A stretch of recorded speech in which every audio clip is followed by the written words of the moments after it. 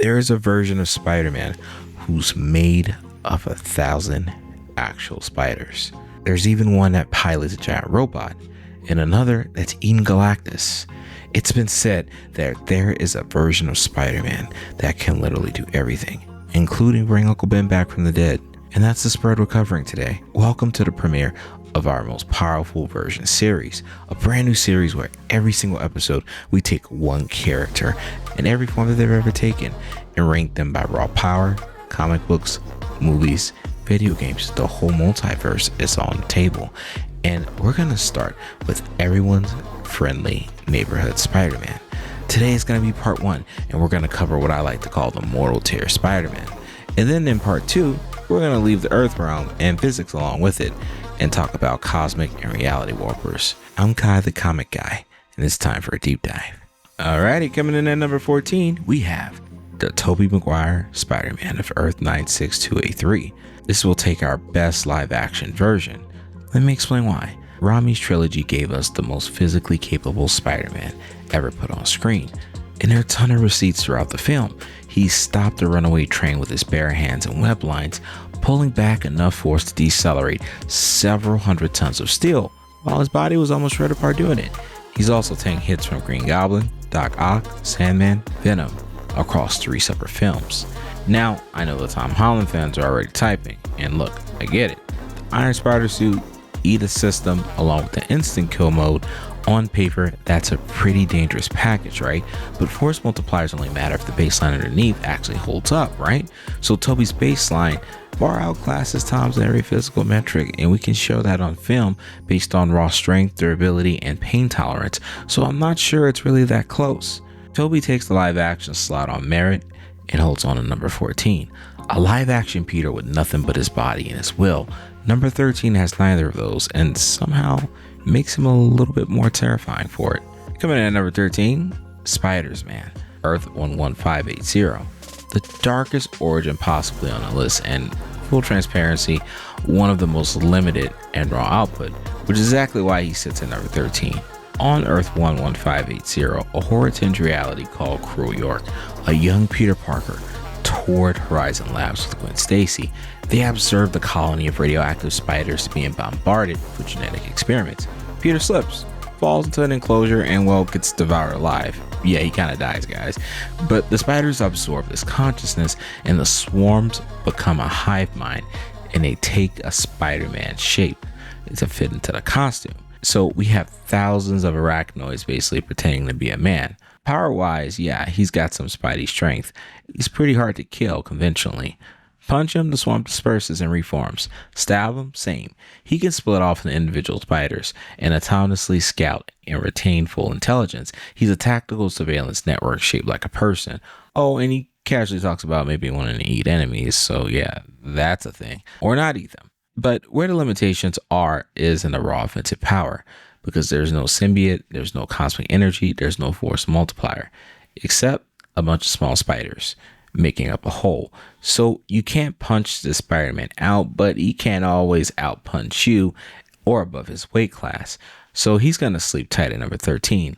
1,000 spiders pretending to be a man is a terrifying concept, but a limited ceiling. Number 12 has the opposite problem. It's one man pretending to be Spider-Man with a ceiling that scares me more than a swarm ever could.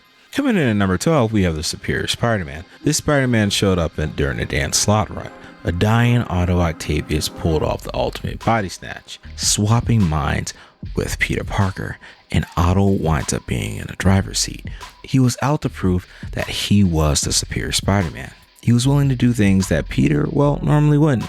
He goes and upgrades his suit with retractable talons, along with nano arms similar to his typical Doc Ock presentation, and a citywide network of surveillance spider bots, hired henchmen, an army of spiderlings, and even went so far as to hire villains with a willingness to cross the line. So this Spider-Man had the same body type, same class strength, but functionally was deadlier. He cleaned up the villains Peter spent decades failing to put away, because Otto fights to win. Peter fights to be a good person. And guys, that's a really core concept to get down here, because the Vulture is one of Peter's oldest villains and have been terrorizing New York for decades. Peter's beating him down, jailed him, beat him down, put him back in jail again. It was just a revolving door. So Otto took a look at that pattern and broke it permanently. He ended the cycle. He didn't just defeat Vulture, he systematically dismantled his entire operation. I mean, crushed his crew, left him with nothing to return to, no resources, no network, no path back to villainy. Peter doesn't fight to end threats. He fights to contain them. Otto fights to eliminate them. Same body, completely different philosophy. And on a pure results basis, Otto's philosophy wins. Tactics and ruthlessness as a force multiplier. He outranks the swarm on raw efficiency. Otto's advantage is borrowed. It's Peter's body. It's Peter's strength, but with Otto's willingness to use it. Number 11 built his advantage from scratch. He is one of my favorite Spider-Men of all time. We have Miles Morales, bitten by a genetically altered spider his uncle stole from Oscorp. Miles inherited the classic Spider-Man kit, plus a few extra perks. Let's talk about them.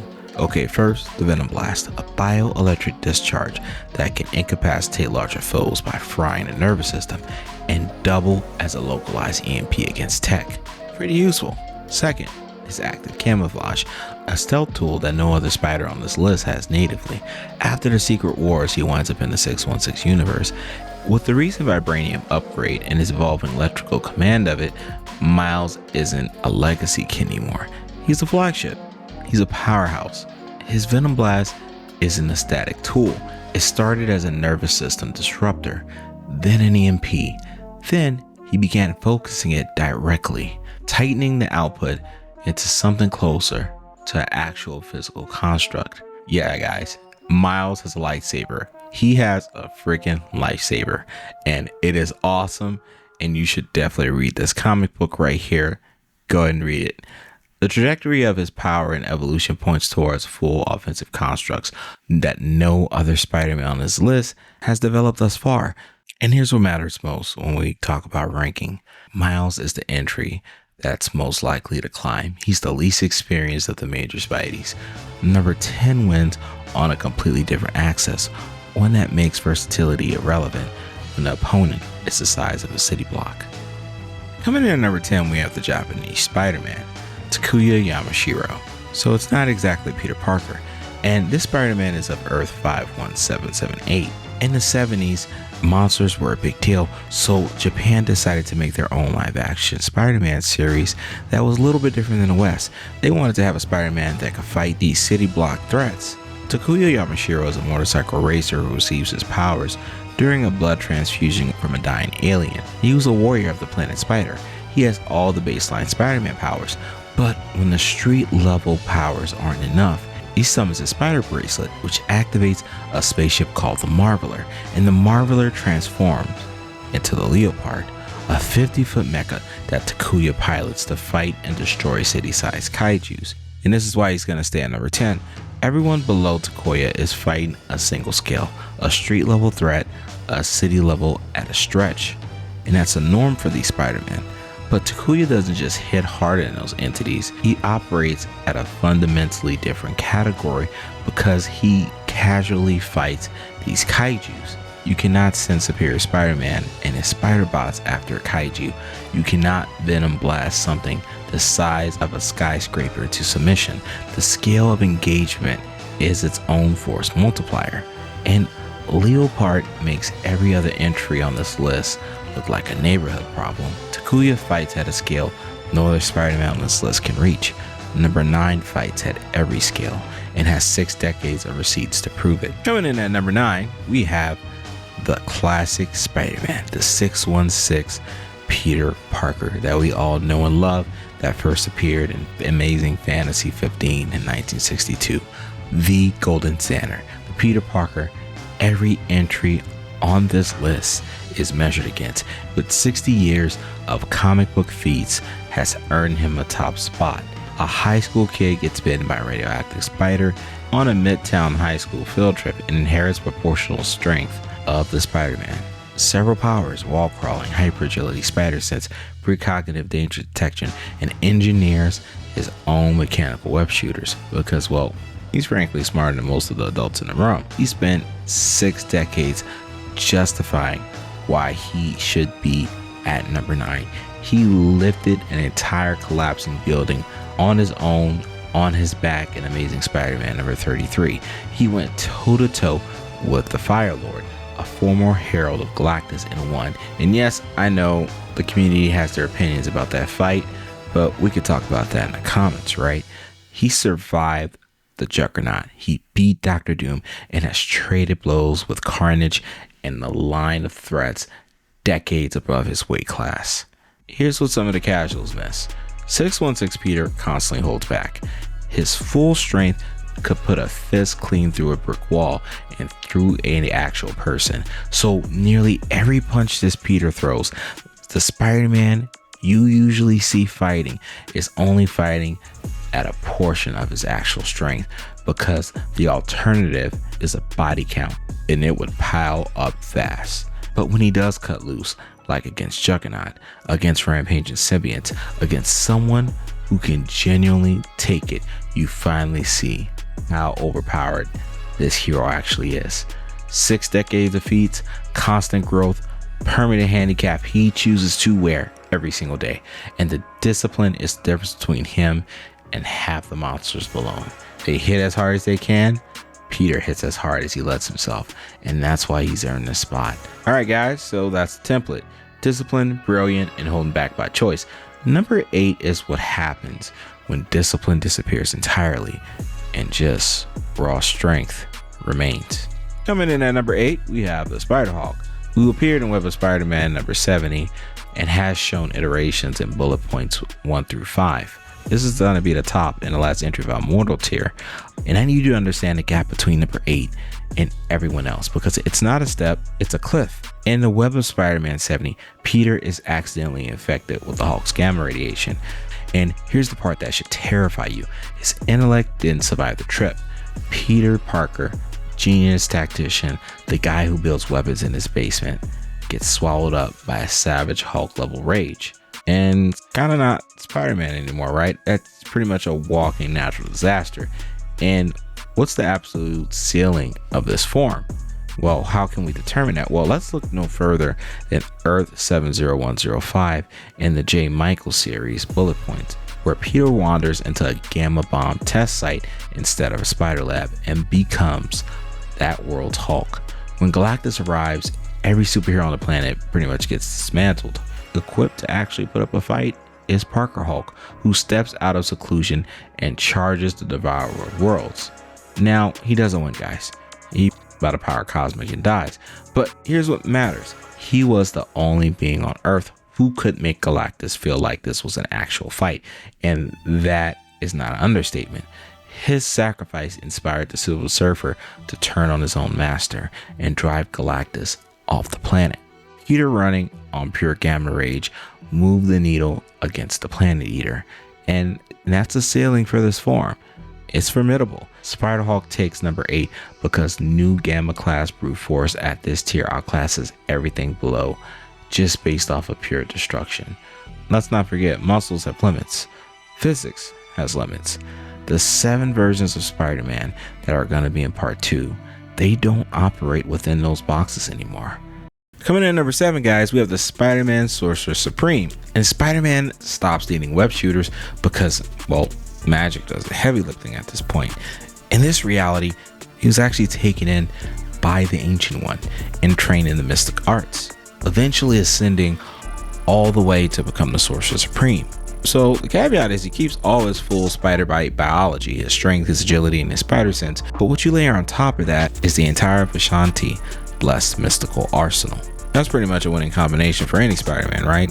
The spider sense already gives you his precognitive danger detection, stacked with magical foresight on top of that, the ability to see across multiple timelines, even dimensions, before they've even been decided. And you get a combatant who dodges spells that haven't even been cast yet, who blocks attacks while you're still trying to pick your target. His magical death pulls from the same well that Stephen Strange uses to banish gods. This isn't a Spider-Man enhanced by tech. This is a Spider-Man enhanced by an entire mythical pantheon. Number 7 is a wildly underrated pick. that you won't find on most lists. Coming in at number 6, we have the Ghost Spider. We're going to clear some things up. This Ghost Spider is not Gwen Stacy.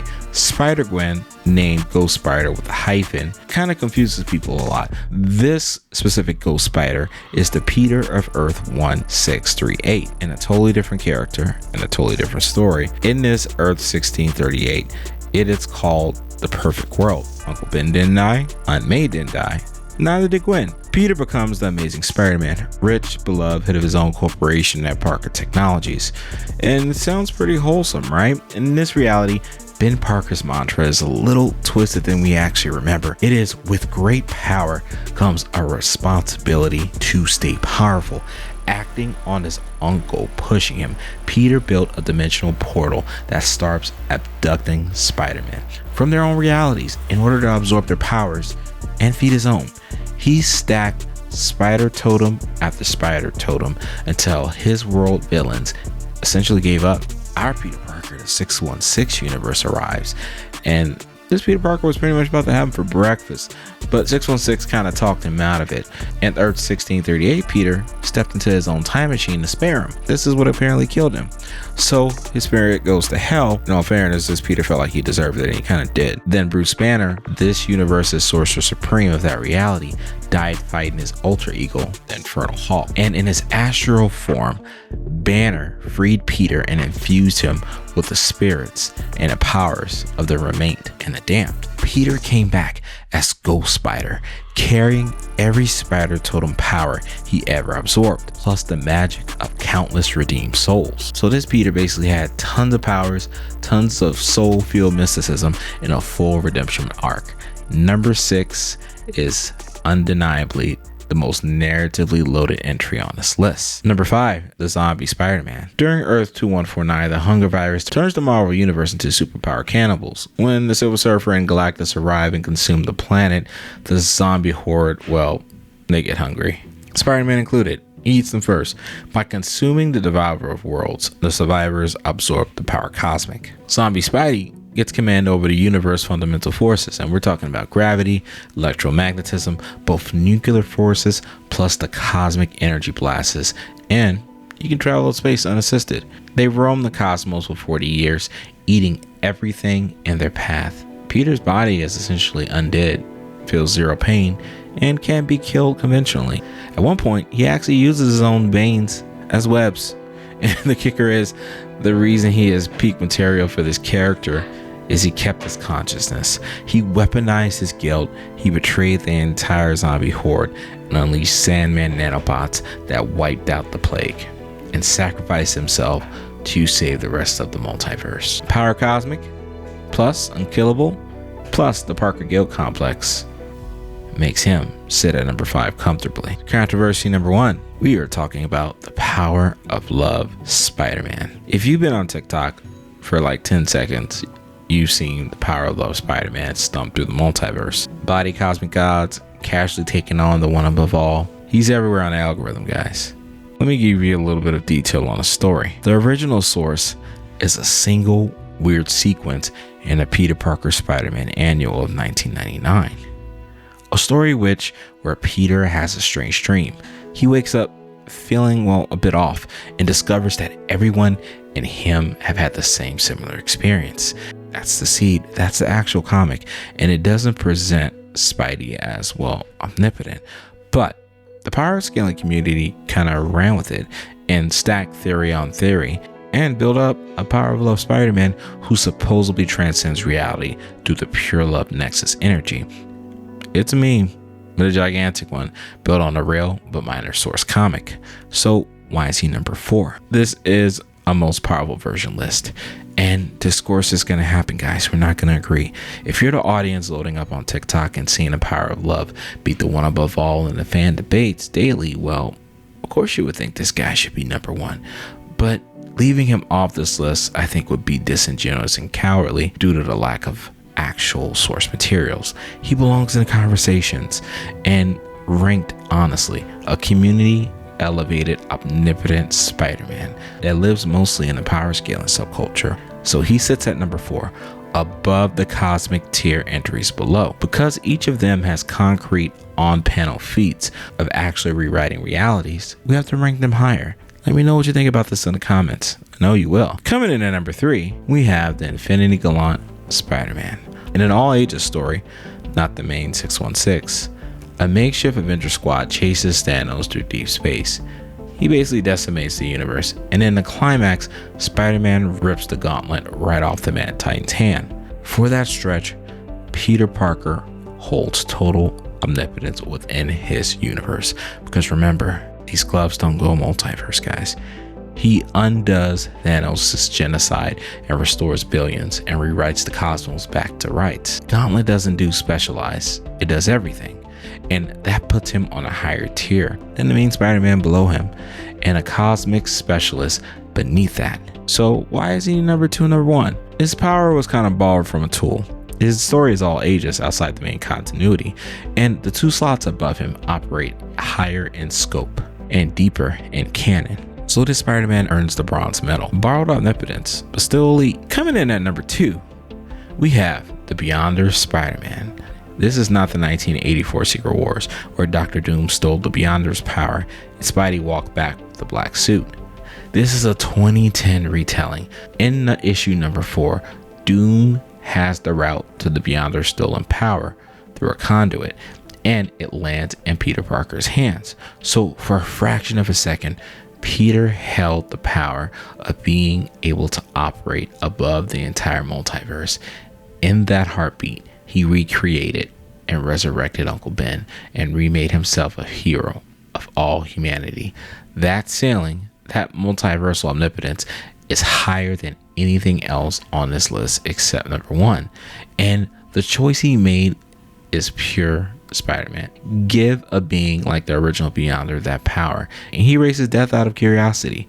Give it to Peter, and he brings back the one person he couldn't save. Brief multiversal flash versus sustained universal avatar. Coming in at number 1, we have the Cosmic Spider-Man. This Spider-Man first appeared in Amazing Spider-Man number 327. Cosmic Spider-Man is different. He is in the main 616 continuity, real canon, golden stamped, and the power source he is bonded to wasn't borrowed from anyone outside the universe. It is the universe. During the Acts of Vengeance, the Enigma Force, the cosmic principle behind Captain Universe, chose Peter Parker as his host.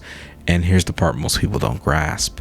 The Unipower isn't an outside power that grants host abilities. It's the universe's own immune system. When reality itself is under a threat, the Enigma Force activates the bonds with a worthy individual to become the universe's avatar. When Enigma Force chose Peter Parker wasn't actually borrowing power. Peter Parker, briefly, was the universe itself. The on feats, he one shot at the Tri-Sentinel, Loki's fusion of 3 Sentinels built to be unstoppable, like flipping a switch. He flew, he projected cosmic energy, and he phased through solid matter. He manipulated molecules at the atomic level. His spider sense expanded into a univision of precognition that stretched across the galaxy for distances and even on microscopic scales simultaneously. Now, I want your receipts. Was Cosmic Spidey too high? Did I rob the Beyonder? And should the power of love Spider-Man been higher? Drop your ranking below and tell me who you want me to break down in the next series. Comics, anime, DC, nobody's safe. If this kicked off the series right, smash that like and subscribe button so you don't miss who's next. And I'll see you in the comments where I will be defending the Cosmic Spider-Man at number 1. Keep your feet on the ground and your eyes on the stars. Excelsior, my fellow nerds. Kai out.